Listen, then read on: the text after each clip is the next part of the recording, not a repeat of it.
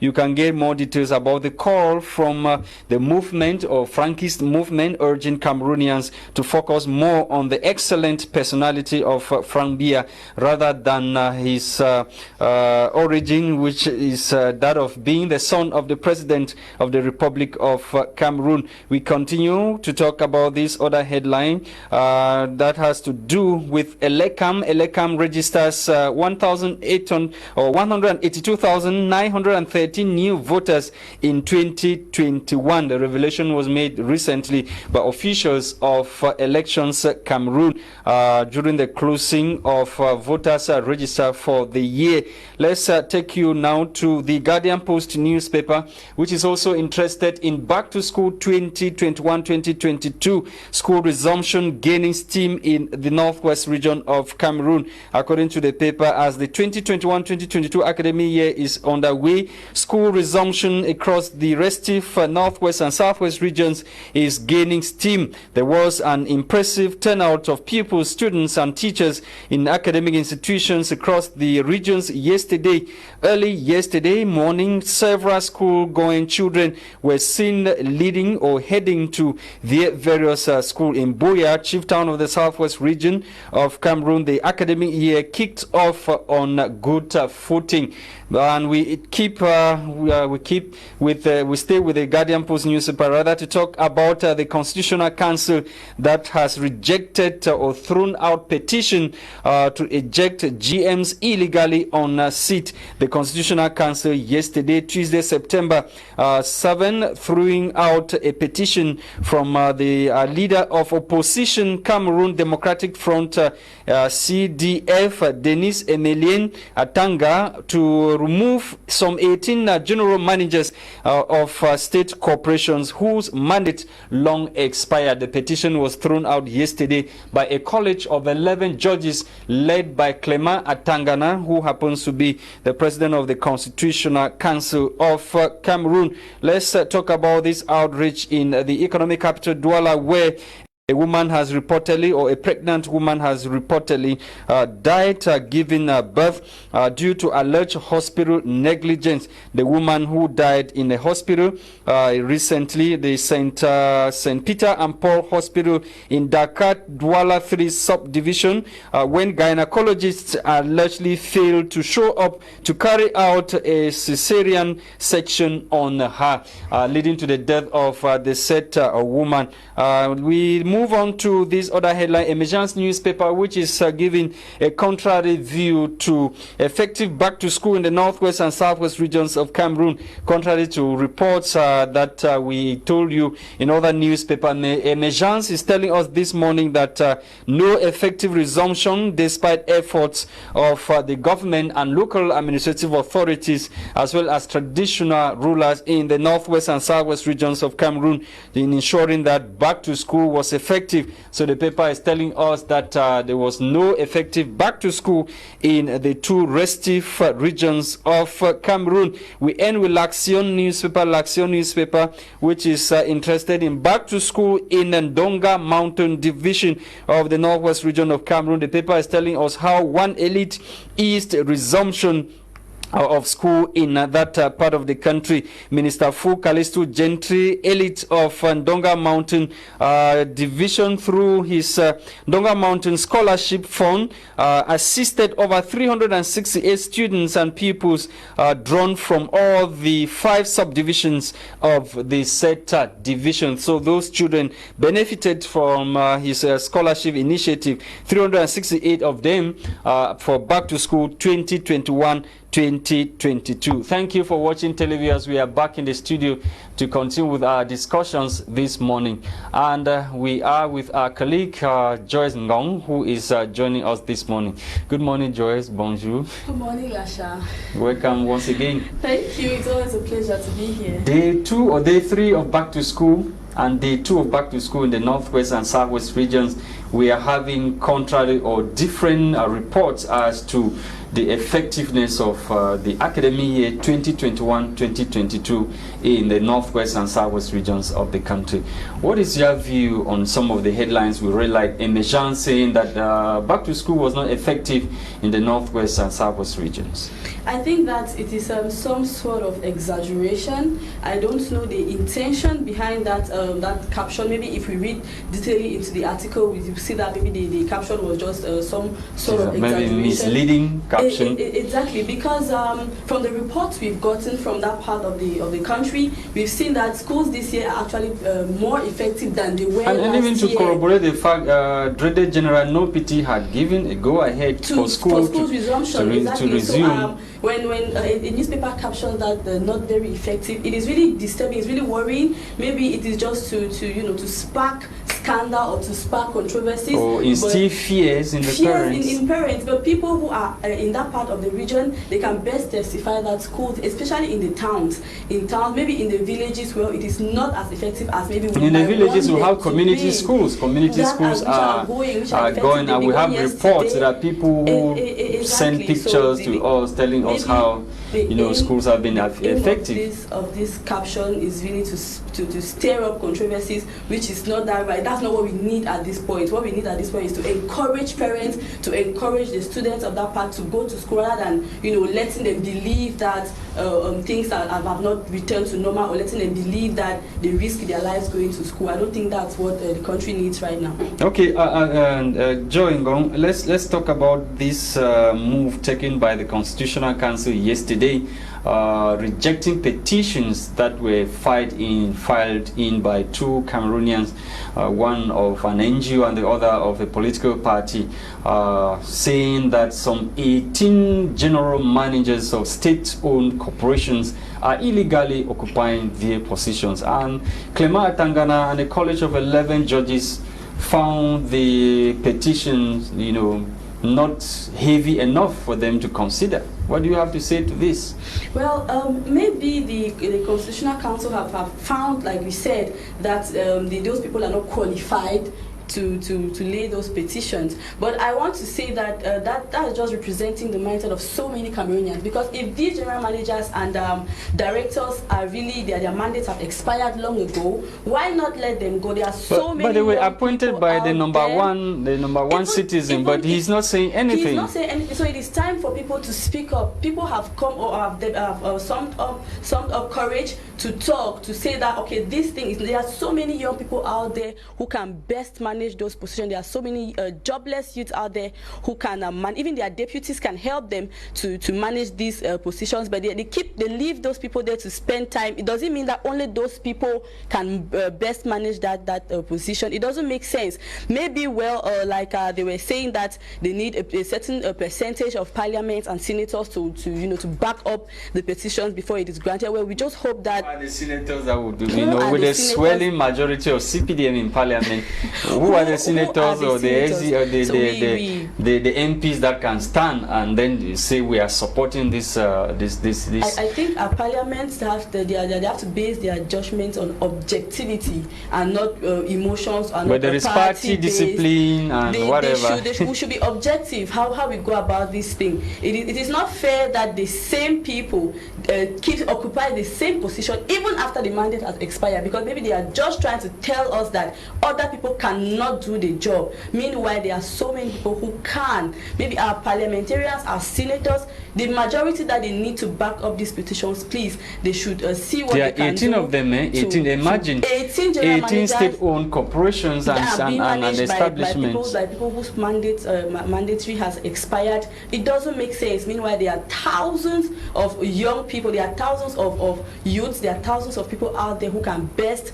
manage those positions, and who knows, it might even lead to more developments. They might be able to better manage the positions even more than the people whose mandates have expired. Many Cameroonians are chastising the president of the Constitutional Council that is always known for this issue of irrecevable, throwing out petitions. We've seen that with with the presidential election. We've seen with other issues. Why is that? Many Cameroonians are complaining that at least this would have been an occasion for Clement Atangana to, to at least select maybe like 5 or other GMs that, to probably give the impression to Cameroonians that the petition don't make sense, as if the petitions that the people who filed in the petition they don't have the competence to do so. It doesn't make sense. That's why I said the Constitutional Council, they should base their judgment on objectivity and not party based, and not maybe probably because they are scared that a higher authority might sanction them. It is a Constitutional Council, they are the lawmaking body. So I think that if they base their judgment on objectivity, they should try to see reasons with these people. Why are they placing these petitions? Why not? Because there are some that have occupied those positions illegally for 10 years. It should be recalled. If you read through the article, you discover that some of them have occupied the position illegally for 10 plus years. It's not only. I think the Guardian post sometimes zoomed on that. How qualified can a Cameroonian citizen be to be able to denounce such an aspect? How qualified? It's just the fact that that person is a Cameroonian citizen. I think it is enough reason. And some of them are appointed and renewed once.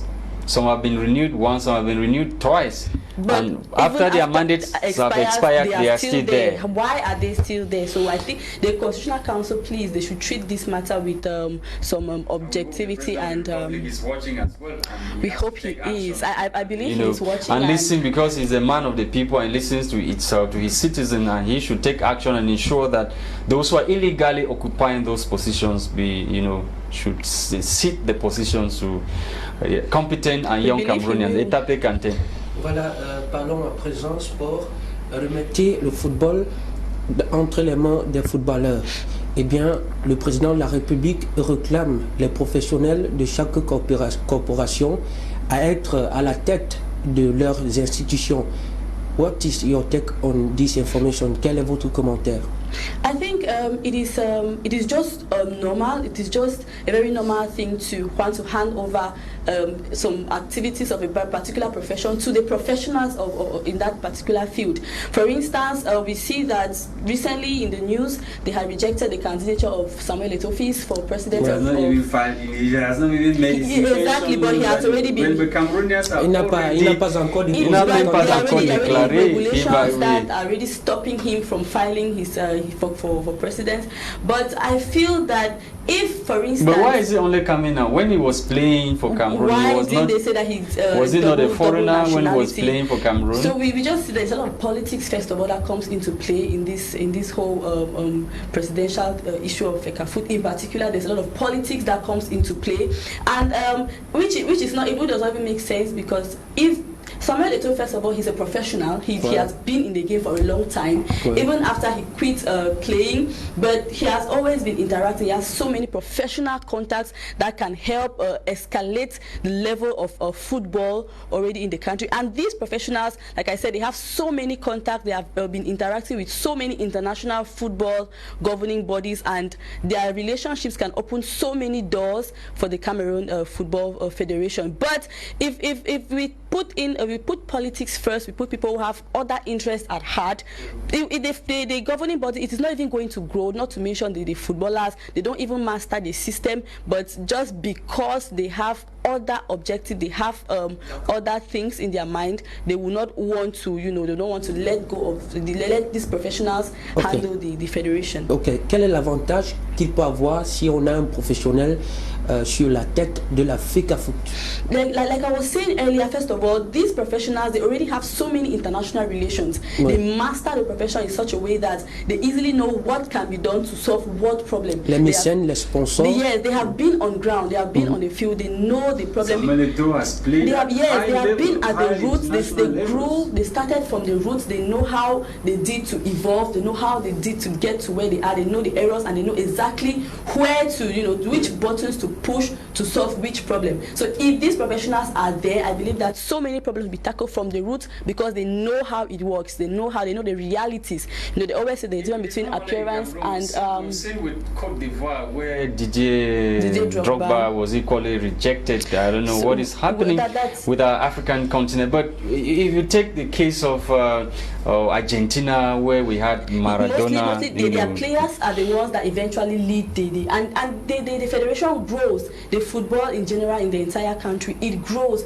because these people master the game. They know exactly what goes on in the field of play, not just on paper. They know exactly what goes on. And also these professionals have what I termed personal relationships between them and other international bodies. They've played with people before and they have friends who can easily come in. Relationships play a lot in our society these days. Human relations. They have so many people that they can easily invite to come in, maybe give training sessions, talk to players. Other infrastructure in the country when it comes to football. Exactly. So au regard du travail qui reste à faire dans le football professionnel, que ce soit amateur, féminin et masculin, est-ce que avec le charisme de Samuel Eto'o, on peut réussir à, n'est-ce pas, sauver ce football camerounais? Categorically, I would say yes, but given that he's not going to work alone, he's going to have assistance. If eventually maybe he's elected in the administration,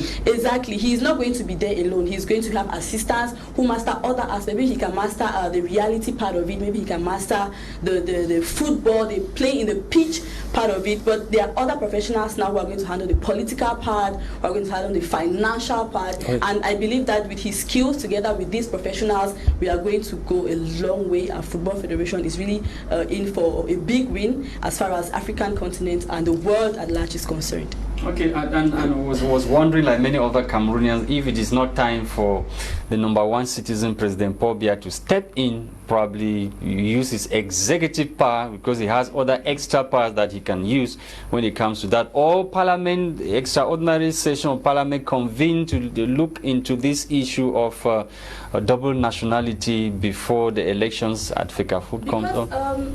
So many, I see, there were so many comments, there were so many reactions from Cameroonian citizens saying that we have so many authorities, administrative authorities, who have double nationality as well, but they let that slide. Exactly, they let that slide. But when it comes to football, when it comes to being the president of a football governing body, they bring the issue to play. So I believe that personally, Samuel Eto'o has had so many meetings with the president, with President Paul Biya. I think they are really close. If based on what we see every day, they are really close. So I think that the president will eventually step in to see into the problem of double nationality, which is not even supposed to come to play when we talk about such an institution that has to do with international relations as well, because FECAFOOT is not just in Cameroon. It is to make our football grow not only in the country but out of Cameroon as well. Of Samuel Eto'o, he can make that happen. So I don't even think that the issue of double nationality has to come to play. It should even be a plus factor that he can do it here in the country and he can take it out there as well and showcase it freely without any maybe primary difficulties, because he's already a nationality of another country. He can easily showcase the Cameroonian football culture as well. So I think that with his personal relationship with the president, it is really going to come to play so far. Okay, Joy, let's end rapidly with this headline, talking about a woman who has reportedly died in Douala following negligence of a hospital, a pregnant woman that was supposed to be operated upon, and she finally died because the gynecologists at the said medical facility in Douala didn't show up on time. Well, first of all, I think that the Ministry of Health, the Ministry of Public Health, has to conduct thorough investigations into this matter, because I believe that in as much as doctors have breaks, doctors have shifts, they should not leave the hospital like that without a doctor for a very long period of time, 5 hours, 6 hours without a doctor. Even if a doctor has to take a break, has to go on maybe he has to rest for another doctor to replace him, that should be done like maybe interval of, if it's too much, it's 30 minutes. Why is it always Douala Douala all the time. Remember the case of Lakentini, where a lady was neglected and she finally died. The GM of the hospital was sacked and later on appointed as a regional delegate for public health. So why is the case of Douala always different? That's why the Ministry of Health really needs to conduct thorough investigations but in Douala, not only in Douala, it happens in so many places. Maybe because Douala the case of recurrent. Yes, the case of Douala is really becoming alarming, a call for concern. So if the ministry carries out thorough investigation and sanctions the people involved, sanctions everybody who is involved, I don't think that we'll keep having, because maybe it's just because of the laxity of the ministry and the authorities that these cases keep happening. But if they are sanctioned severely, I don't think that the next person will want to do the same. Okay, thank you, Joy, for coming. And do have a great day at work. Thank you to televiewers of Mamida Prime for taking our time to watch this edition of The Brief. Hopefully we'll be back tomorrow for yet another edition of What the Papers Must Have Said. The program was produced by Johnson Vola. For presentation, we've been Etape, Quentin, and myself, Lasha Kingsley. Bye-bye.